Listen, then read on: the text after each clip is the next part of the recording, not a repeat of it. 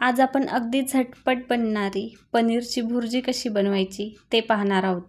जर कमी वेळ असेल आणि पनीरचा काहीतरी पदार्थ बनवायचा असेल तर ही भुर्जी आपण ट्राय करू शकतो। नमस्कार, भाग्यश्रीज कुकिंग चॅनलमध्ये आपल्या सर्वांचे खूप खूप स्वागत आहे। चला तर मग वेळ न घालवता आपण रेसिपीला सुरुवात करूया। इथे मी कढई गरम करायला ठेवलेली आहे। त्यामध्ये साधारण 2 ते 3 चमचे तेल टाकते आणि त्यानंतर आपण तेल गरम झालं की 1 चमचाभर मोहरी टाकलेली आहे। मोहरी चांगली तडतडली की आपण यामध्ये जिरे टाकून घेऊया। तर इथे मी 1 चमचाभर जिरे टाकलेले आहेत। जिरे मस्त फुलून द्यायचे। आता इथे जिरे फुललेले आहेत। त्यानंतर आपण एक मध्यम आकाराचा कांदा बारीक असा चिरून घेतलेला आहे। आता तो व्यवस्थित आपल्याला तेलामध्ये परतून घ्यायचा आहे। कांदा परतत आहे तोपर्यंत आपण यामध्ये 4 ते 5 फ्रेश कढीपत्त्याची पानं टाकलेली आहेत आणि 2 ते 3 हिरव्या मिरच्या बारीक कट करून टाकलेल्या आहेत। हे हिरव्या मिरच्या नाही टाकल्या तरी चालेल, आपण लाल तिखटचा पण वापर करू शकतो। इथं व्यवस्थित मी हे परतून घेतलेलं आहे। आता यामध्ये आपण 1 चमचाभर अद्रक लसूणची पेस्ट टाकलेली आहे। तर ही व्यवस्थित आपल्याला तेलामध्ये परतून घ्यायची आहे। आता यामध्ये मी एक मध्यम आकाराचा टोमॅटो कट करून टाकलेला आहे। आपल्याला टोमॅटो चांगला सॉफ्ट होईपर्यंत 2 ते 3 मिनिट चांगला परतून घ्यायचा आहे।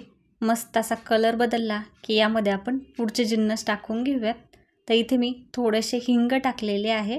त्यानंतर आपण पाव चमचा हळद टाकलेली आहे, अर्धा चमचा धना पावडर टाकलेली आहे। त्यानंतर 1 चमचा इथे मी काश्मीरी मिरची टाकलेली आहे। तर व्यवस्थित हे आपल्याला परतून घ्यायचं आहे। काश्मीरी मिरचीच्या ऐवजी तुम्ही लाल तिखटचा पण वापर करू शकता, त्यामुळे मस्त असा कलर येतो।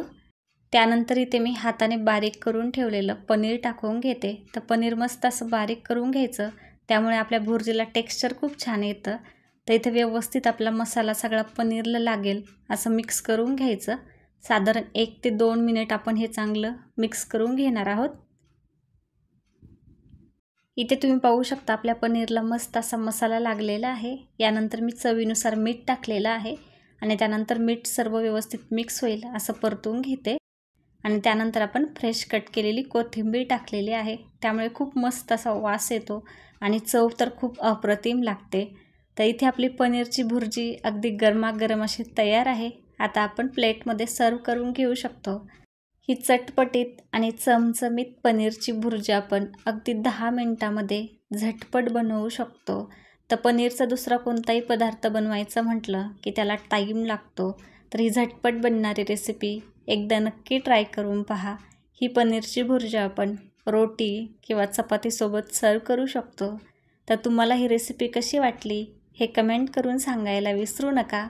व्हिडिओ आवडला असेल तर व्हिडिओला लाईक करा, तुमच्या फ्रेंड्स आणि फॅमिलीसोबत शेअर करा।